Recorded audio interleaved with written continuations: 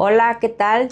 Bienvenidos nuevamente a nuestro tercer episodio de Neurodivergenfe, Mentes Diversas. Fe que nos une. Bueno, pues gracias por acompañarnos en esta ocasión. Nos da muchísimo gusto porque hemos estado también recibiendo algunos mensajes que vamos a leer al final de este episodio. Y pues bueno, el día de hoy, ¿de qué vamos a platicar, Carlos? Hoy vamos a hablar de un tema súper interesante. Es un tema que se llama la esperanza. Ok, ¿y qué podemos decir brevemente acerca de la esperanza en relación al texto? Que la esperanza es algo que implica no dejar de perder la fe en Dios. Ok, que la esperanza no defrauda, así es como tú nos comentabas acerca de esto. Exactamente, la esperanza no defrauda. ¿Cuál es el texto que vamos a compartir hoy, que tenemos aquí en el pizarroncito? El texto que hoy vamos a leerles es la carta del apóstol San Pablo a los Romanos capítulo 5, versículos del 1 al 5, que precisamente habla sobre la esperanza. Muy bien, pues entonces vamos a dar inicio con una breve introducción.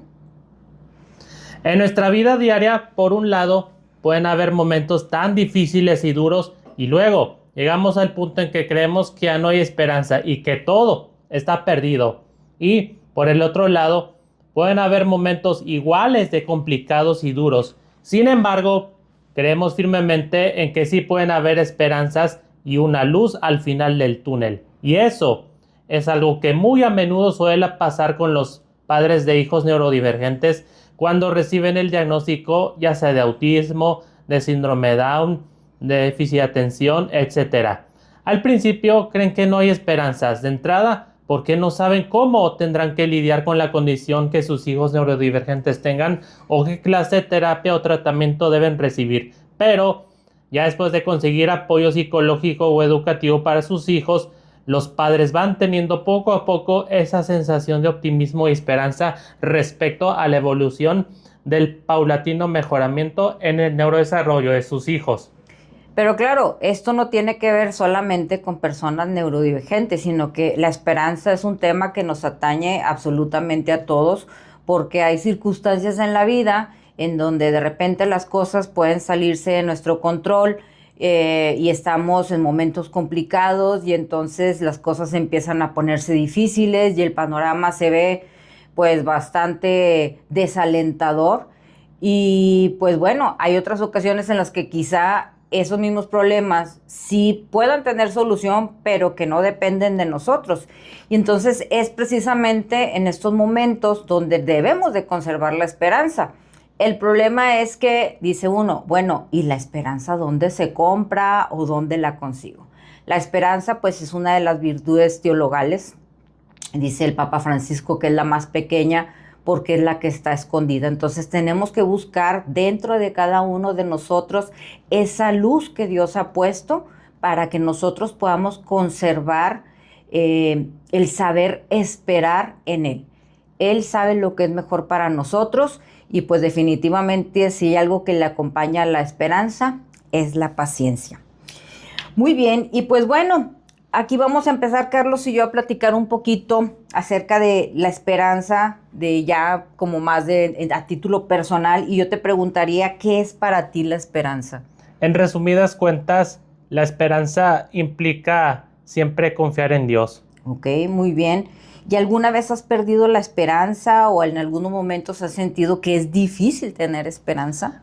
Sí, por ejemplo, cuando, abuelito Alex estuvo internado en el hospital porque le dio dengue y tuvo fuertes síntomas y yo por un momento llegué a sentir que en algún momento abuelito Alex pudiera morir, pero pues milagrosamente tras escuchar Dios nuestras oraciones, Dios permitió que abuelito Alex siguiera con vida. Exactamente, en esos momentos es importante conservar la esperanza, pero siempre sabiendo que debe de prevalecer la voluntad de Dios. Entonces, además de pedirle a Dios por aquello que nosotros necesitamos, es también tener la sabiduría que necesitamos para atravesar por todos esos momentos.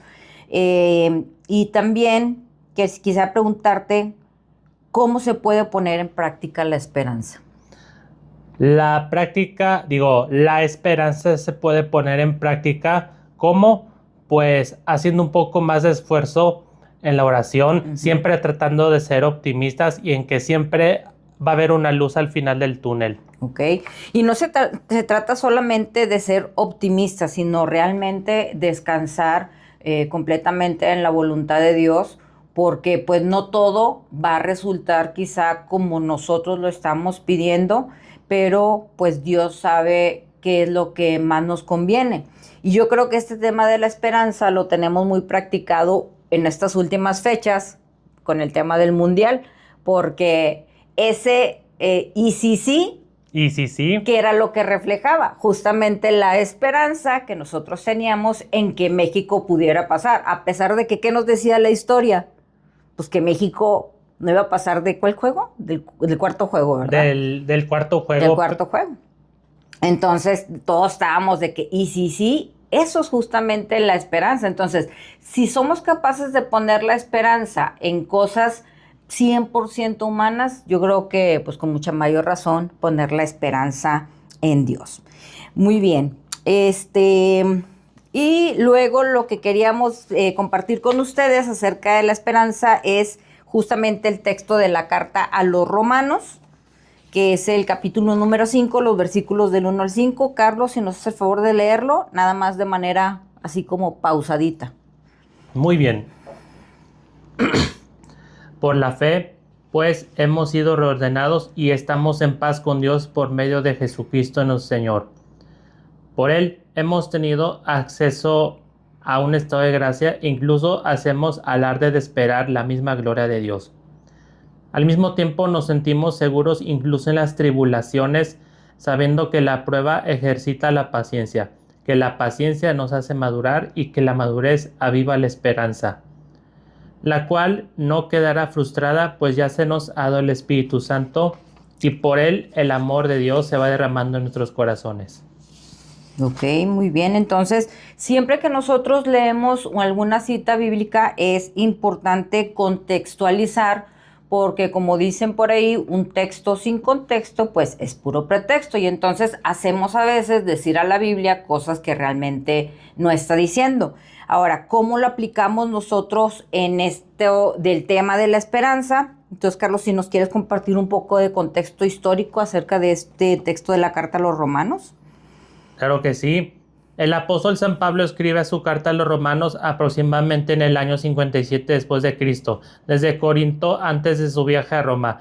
En este momento de su ministerio, Pablo ya ha experimentado en carne propia el sufrimiento apostólico, naufragios, cárceles, persecuciones, rechazos. No habla de la esperanza desde la comunidad, sino desde la trinchera, desde lo que él mismo ha vivido durante todos estos años como apóstol de Cristo. Pablo presenta una cadena asombrosa en este pasaje: tribulación, paciencia, carácter probado y esperanza. Tribulación, paciencia, carácter probado y esperanza. Esa es la cadena de la esperanza que nos enseña el apóstol San Pablo en este pasaje bíblico. Lo extraordinario es que Pablo no dice que la esperanza viene a pesar del sufrimiento, sino por medio de él. Las tribulaciones no destruyen la esperanza, la forjan. Y el fundamento de todo esto no es una mera actitud mental positiva, sino el amor de Dios derramado en nosotros por el Espíritu Santo. San Pablo concluye el pasaje señalando que si Cristo murió por nosotros cuando todavía éramos pecadores, con cuanta mayor razón nos salvará ahora que estamos reconciliados. Muy bien. Y sobre este mismo tema, también por ahí encontramos unas hermosas palabras del Papa Francisco en una homilía de octubre del 2018 que dicen: la esperanza es la más humilde de las tres virtudes teologales, porque permanece oculta. Es una virtud que nunca decepciona. Si esperas, nunca serás decepcionado. Es una virtud concreta de cada día porque es un encuentro. Y cada vez que nos encontramos con Jesús en la Eucaristía, en la oración, en el Evangelio, en los pobres, en la vida comunitaria, cada vez que damos un paso más hacia este encuentro definitivo. La esperanza necesita paciencia, es lo que decíamos ahorita. Normalmente las virtudes no vienen solas, vienen acompañadas. Y en este caso la esperanza necesita paciencia. Así que como uno necesita tener paciencia para ver crecer el grano de mostaza, es paciencia para saber que sembramos, pero que Dios es el que da el crecimiento. La esperanza no es un optimismo pasivo, sino por el contrario, es combativa con la tenacidad de quienes van hacia un destino seguro. Y entonces, por ejemplo, fíjense, esto a mí me recuerda que la esperanza es justamente eso que distingue a nuestra fe. Nuestra fe es una fe de esperanza y una esperanza que es cierta. ¿Qué es lo que nosotros estamos esperando? Justamente el encuentro definitivo con Dios. Y entonces todo nuestro caminar, toda nuestra vida transcurre en esta esperanza. Pero que, como dice el Papa Francisco, no es solamente una cuestión de ser positivos, sino que es algo que es combativo. Solamente la gente que tiene la tenacidad podrá alcanzarlo. Y entonces por eso es bien necesario que nosotros podamos ejercitarnos en la paciencia. Y se puede hacer desde cosas muy pequeñitas. Me recuerdo, por ejemplo, del tema de... ¿Tú usas Spotify o utilizas YouTube Music? Yo uso más Spotify. Más Spotify. Y entonces tú no tienes plan pagado de Spotify, ¿verdad? No, es que de repente me pasa que cuando escucho alguna canción o algún podcast, de repente escucho esos molestos anuncios. Exactamente, es lo que estaba esperando que dijeras. Molestos anuncios.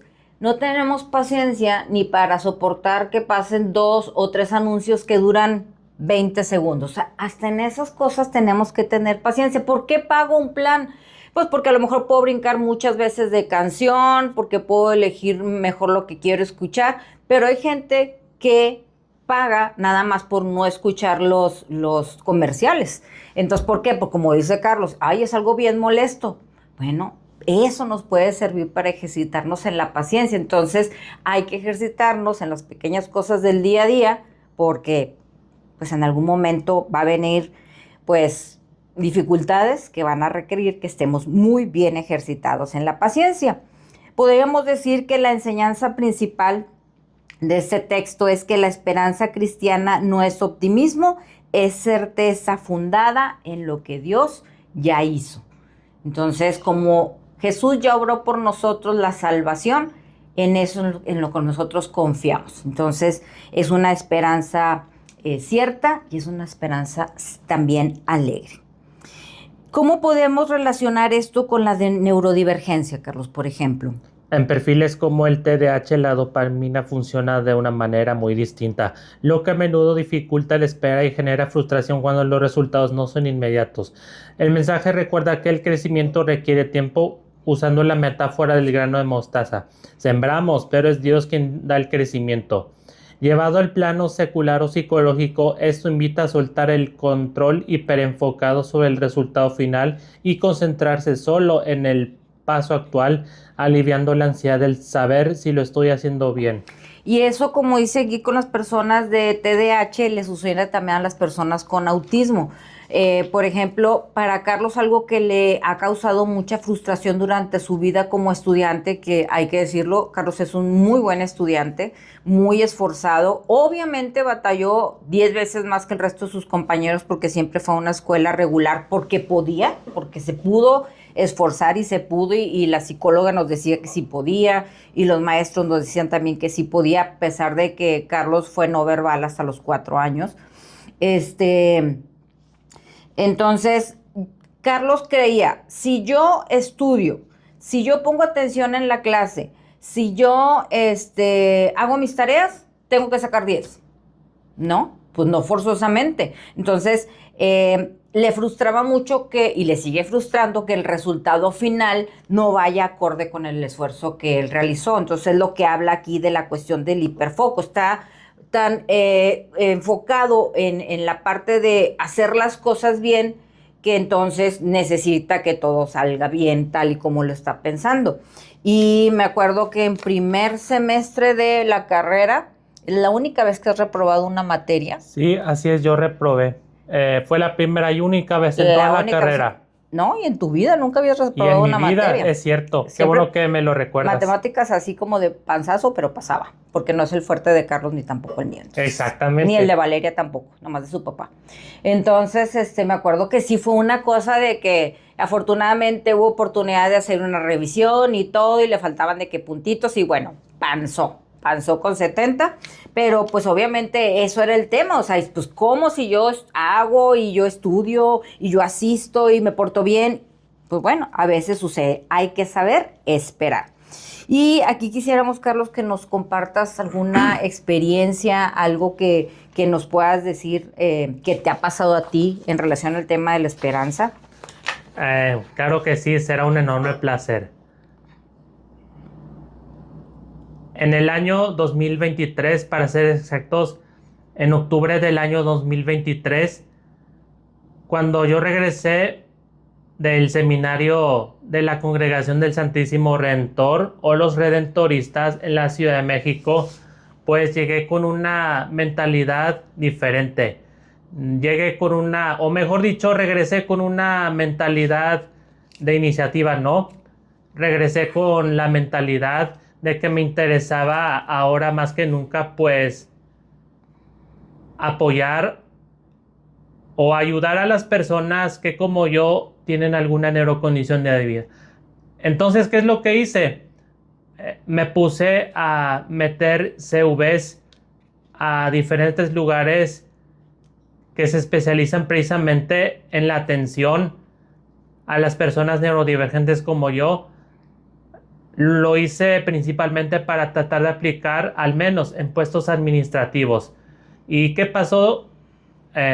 Pues que tras mandar CVs uno tras otro, pues en la mayoría de las ocasiones, pues me decían lo siguiente: hola, ¿qué tal, Carlos? Agradecemos muchísimo tu interés, pero de momento no estamos solicitando personal administrativo. Sin embargo, te tendremos en cuenta para cuando se abra alguna vacante. Y hay un punto en el que realmente me desilusioné y me frustré muchísimo. Hasta que en julio de 2024 recibo un WhatsApp de parte de uno de los lugares a los que yo he tratado de aplicar. Se llama Ingenio Centro de Psicología Educativa. Me escribieron para comunicarme que me agendaron una entrevista para un puesto de auxiliar de recepción que están solicitando.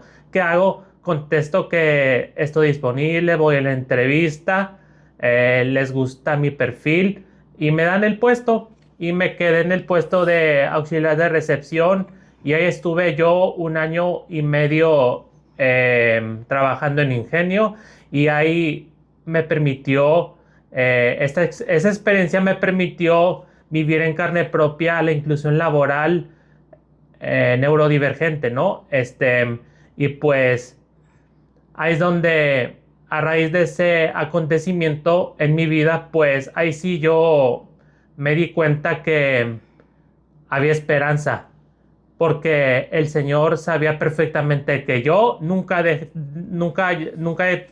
de tener fe. Yo nunca dejé de tener fe, así es que Dios escuchó mis plegarias y permitió que se me abriera la puerta en ese mismo lugar, que era uno de los varios a los que yo traté de aplicar.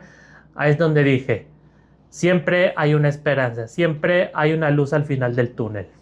Fíjense, la verdad es que ni su papá, ni su hermana Valeria, ni yo estábamos muy convencidos de que siguiera esperando y esperando y esperando a que se le diera una oportunidad en un lugar donde se diera atención a personas con diferentes neurodivergencias.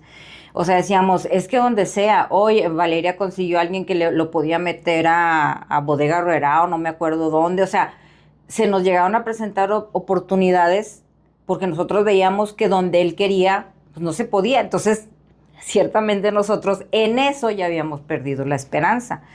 Pero Carlos hace su oración diaria y nosotros no podemos ¿cómo se dice? Las personas neurotípicas no podemos desacreditar la fe de las personas neurodivergentes. Como todos, las personas neurodivergentes tienen su comunicación con Dios y Dios, de alguna manera, Carlos le decía que siguiera perseverando, que algún día iba a conseguir lo que nosotros creíamos que iba a pasar.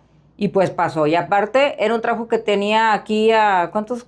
Como 600 metros de A distancia. menos de un kilómetro. A menos de un kilómetro, o sea, un horario súper cómodo, o sea, para haber sido su segunda experiencia laboral y que duró bastante tiempo, la verdad que fue lo mejor que le pudo haber pasado.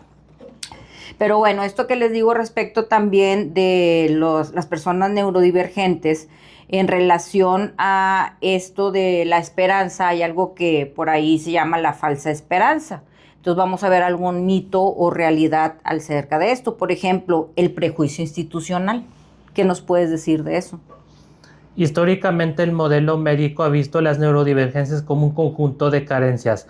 A muchos padres o a los mismos adultos recién diagnosticados se les dice implícitamente que bajen sus expectativas o que no tengan falsas esperanzas sobre lo que puedan lograr en la vida académica o profesional.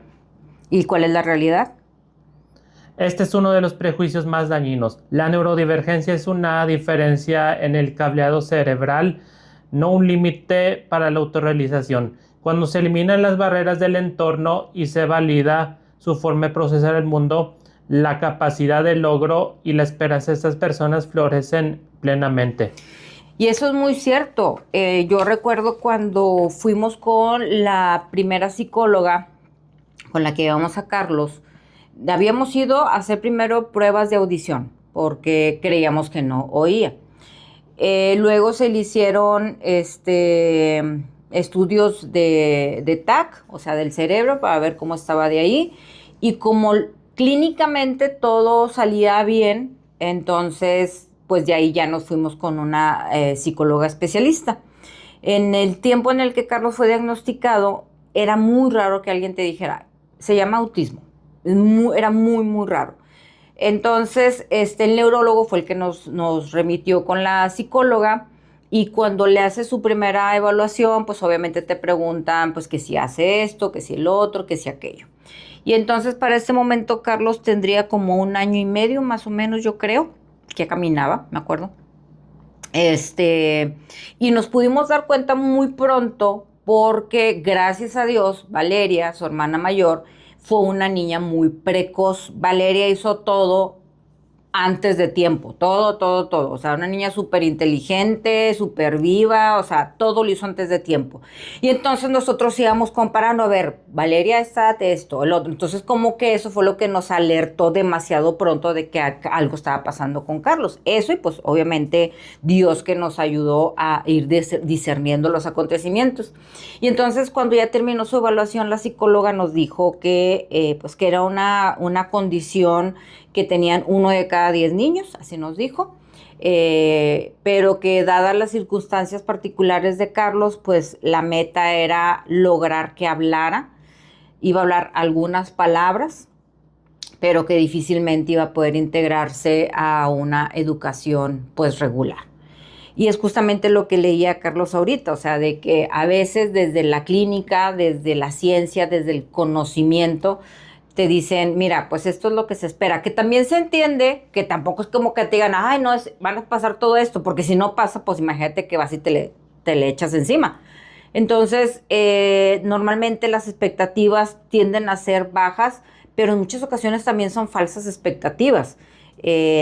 No todos los casos son iguales, todos necesitarán de un tratamiento muy específico.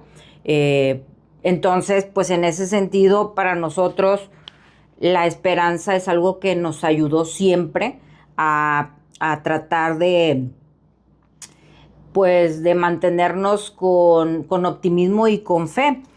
Hay una frase en el himno de la oración de las completas, que es la liturgia de las horas, una oración que aquí en casa nos gusta mucho a nosotros, que es hacer las laudes o las vísperas. A ti te gustan mucho las vísperas, ¿verdad? Son las que haces normalmente. Sí, la mayoría de las veces yo rezo las vísperas. Las vísperas. O las completas, que son las que se hacen ya cuando se va a acabar el día. Y entonces ahí hay una oración que se reza que dice: Jesús, Hijo del Padre, cuando avanza la noche oscura sobre nuestro día, concédenos la paz y la esperanza de esperar cada noche tu gran día. Obviamente ese gran día es del retorno del Señor, pero a mí esa frase en particular fue como que sí, todos los días hay que esperar el gran día. Y hablando de la situación de Carlos, era simplemente esperar que mañana haya algo más. Y si hoy no, entonces mañana. Y si hoy no, entonces al siguiente día. Y así esperar constantemente. Entiendo que no todas las situaciones son iguales y que quizá los progresos se van viendo de una manera demasiado paulatina. Hay otros casos en los que no. En los de Carlos ahorita pues ya lo ven muy diferente. Pero obviamente detrás de todo lo que Carlos es el día de hoy hay un esfuerzo de muchas personas y el conservar en nosotros pues viva la fe y la esperanza en Dios. Bueno, pues entonces, por ahí también Carlos encontró una reflexión espiritual que creo que hace mucho sentido con todo esto que hablamos acerca de las personas neurodivergentes, o sea, cómo se relaciona esto de cuando leemos Romanos 5, ¿verdad? Sí, cuando leemos Romanos 5, una de las cosas que llama la atención es que Pablo habla de tribulaciones, en griego tlipsis, que literalmente significa presión, apretamiento como el punto de partida de la esperanza. Y aquí hay algo muy significativo para la neurodiversidad. Escuchen con atención. Muchas personas neurodivergentes conocemos bien esa presión. La presión de vivir en un mundo diseñado para un tipo de mente que no es la nuestra. La presión de nuestros tiempos, nuestras formas de procesar, nuestras formas de relacionarnos no encajen en los moldes esperados. A veces, esa presión genera la pregunta honesta: ¿hay lugar para mí aquí, en la iglesia, en la sociedad, en el plan de Dios? Y la respuesta del apóstol San Pablo es un rotundo sí. Y precisamente de esa presión nace algo. La cadena que él describe, o sea, tribulación, carácter forjado, paciencia y esperanza.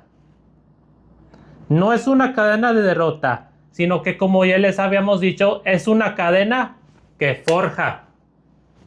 La neurodiversidad no es escoria, es parte de la imagen de Dios reflejada de una manera particular, única e irrepetible. Así es. Y pues bueno, también dentro de todo esto, nosotros lo que hemos pensado en este proyecto, Carlos lo que ha querido plasmar sobre todo es decir, ok, este soy yo, esto es lo que Dios ha logrado a través de mí, a través de mis padres, de mis maestros, de mis amigos, de mi familia, y lo quiero comunicar. Y me acuerdo muy bien que cuando platicábamos fue a raíz justamente, cuando retomamos el proyecto, porque ya lo habíamos platicado antes, fue por el Angelus no. Se me hace que fue la bendición Urbi et Orbi. Ajá, de exactamente. León XIV, que justamente decía esta frase, ¿verdad? La de la esperanza No no defrauda. defrauda. Y ahí como que Carlos retomó, le hizo mucho sentido eso y justamente lo que Carlos quiere comunicar a través de este podcast es eso, ¿verdad? La esperanza. La esperanza no defrauda. Y pues bueno, seguimos con esto que es pues el mensaje de la esperanza, ¿verdad, Carlos? Así es. La doctrina de la Iglesia es muy clara en su enseñanza respecto a quienes gozan de esta virtud, cuando el catecismo nos dice que la esperanza corresponde al anhelo de felicidad puesto por Dios en el corazón de todo hombre. De todo hombre, o sea, de personas neurodivergentes Y neurotípicas. y neurotípicas. Ese todo es radical e inclusivo. No dice en el corazón de todo hombre neurotípico. Dios puso ese anhelo también en el corazón de una persona dentro del espectro autista, también en el corazón con TDAH, también en el corazón con dislexia o con síndrome de Down o de un superdotado, o mejor dicho, de alguien con altas capacidades.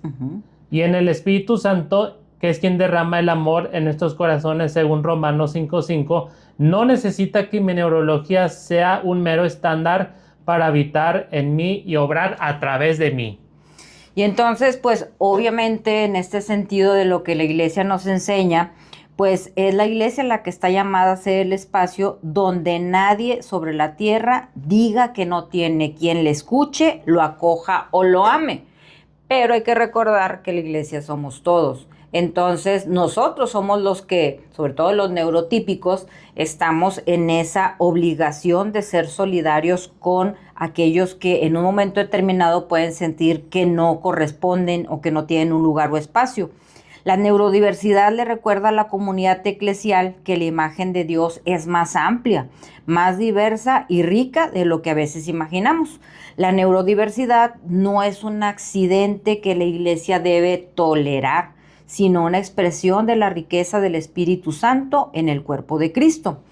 Y el catecismo, lo que nos enseña la iglesia en su doctrina, va aún más lejos con una afirmación que debería de sacudirnos. Enseña que las diferencias entre las personas obedecen al plan de Dios que quiere que nos necesitemos los unos a los otros. Dios no hizo la diversidad neurológica por error, la hizo porque la necesitamos. La comunidad que no acoge a la persona neurodivergente no solo le falla a esa persona, se empobrece a sí misma porque pierde un don que Dios le quiso dar. Y entonces esto es bien importante. Yo me recuerdo también de platicar con algunos de los maestros de Carlos, de las maestras sobre todo, que entendían perfectamente que el que Carlos estuviera en sus grupos era una oportunidad para los demás niños de aprender algo de él.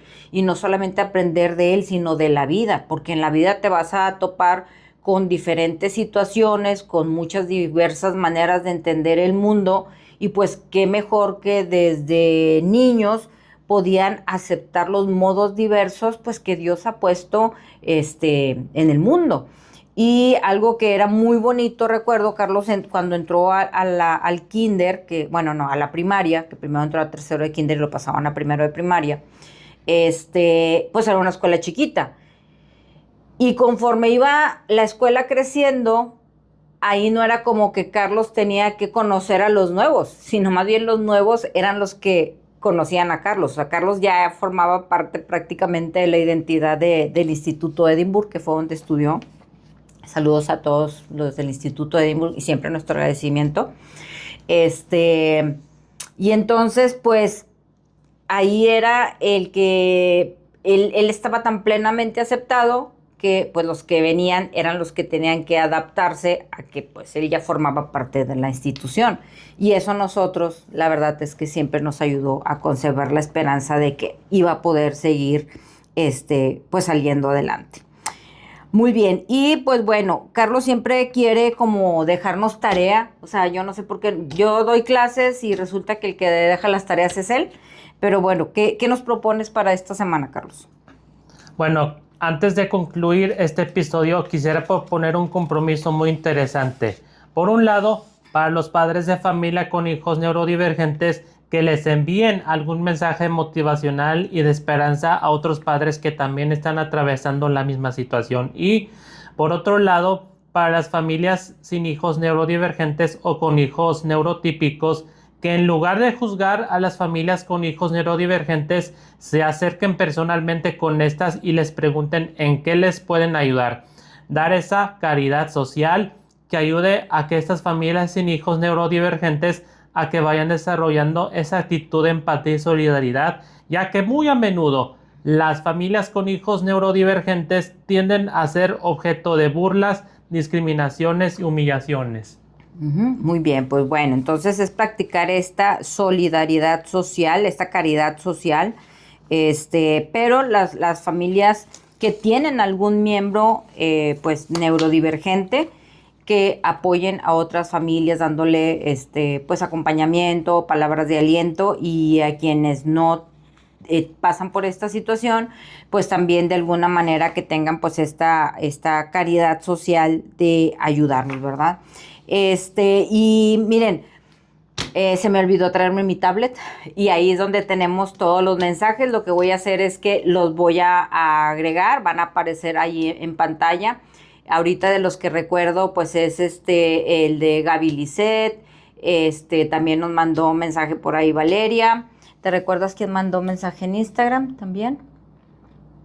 ¿No? No te recuerdas, pero los voy a poner ahí en pantalla también, los voy a agregar. Pues agradeciendo a todos por sus comentarios. Acuérdense que antes de que tengamos nuestro podcast, nuestro episodio, vamos a poner una pregunta o sobre el tema que vamos a platicar para que ustedes nos ayuden con sus comentarios, y pues podamos nutrir más este programa. Y finalmente también otra cosa que le interesa a Carlos es compartir lo que él va aprendiendo. Ya habíamos platicado, Carlos de carrera es licenciado en Ciencias Religiosas, tiene un diplomado en inclusión laboral y actualmente está estudiando coaching en autismo, ¿verdad? Coach en neurodiversidad. Perdón, en neurodiversidad. Y pues vamos a tratar de ir como dando algunos, ¿cómo se puede decir? Pues sí, pequeñas aportaciones de lo que él va aprendiendo. Y entonces nos han preguntado, porque parece que es un término pues relativamente nuevo cuando hablamos de neurodivergencia. Entonces, Carlos, ¿nos quieres explicar a qué se refiere el término neurodivergente, por favor? El término neurodivergente no es un término clínico, es un concepto que pertenece al ámbito social, político y de la identidad, no a los manuales de diagnóstico médico. El concepto de neurodiversidad, del cual se deriva el término neurodivergente, fue acuñado a finales de la década de 1990 por la socióloga Judy Singer, quien por cierto también está dentro del espectro autista. Surgió como un movimiento de activismo y sociología para defender que las diferencias en el funcionamiento cerebral, como el autismo, el TDAH o la dislexia, son simplemente variaciones naturales del genoma humano y no enfermedades o fallos que deban ser curados. La neurodiversidad ayuda a entender que tener un procesamiento cerebral distinto no te hace defectuoso, sino simplemente diferente. Además, ayuda a las personas a describirse a sí misma desde un lugar de respeto y comunidad, en lugar de definirse únicamente por un código de diagnóstico médico. Muy bien, bueno, pues gracias por esta aportación y pues terminamos con nuestra oración final. No hicimos la oración inicial. Bueno, les pedimos de antemano una enorme disculpa. Sí, nos emocionamos y empezamos derecho, pero vamos a hacer la final. En el nombre del Padre, del Hijo y del Espíritu Santo. Gracias, Señor, por este tiempo compartido, por las palabras que se dijeron, por los silencios que también hablan, por las mentes y los corazones que hoy se encontraron aquí. Llévate contigo todo lo que se sembró en este episodio, que caiga en tierra fértil, que dé fruto en quien lo necesita, en el momento exacto en el que lo necesita.